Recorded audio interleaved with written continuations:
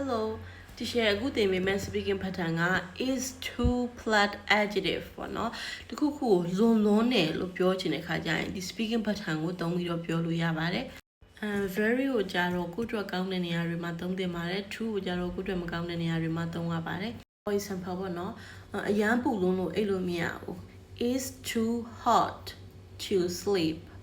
is too hot to sleep အရန်ပူလွန်းလို့အဲ့လိုမရဘူးဆိုတဲ့အဓိပ္ပာယ်ပါချိုလွန်းနေ sweet ဆိုရင် adjective က is too sweet is too sweet လွန်းနေ is too spicy is too spicy ဆူညံလွန်းနေအတန်နေဆူညံလွန်းနေ is too noisy is too noisy ဒါကြီးကလေးလွန်းနေ is too heavy is too heavy ဆိုရင်ဒီ is too adjective ဆိုတဲ့ speaking pattern ကိုနားလည်မယ်ထင်ပါတယ်ရှင်တခုခုကိုကလွန်လွန်းနေလို့ပြောချင်တဲ့အချိန်တွေမှာသုံးလို့ရပါတယ်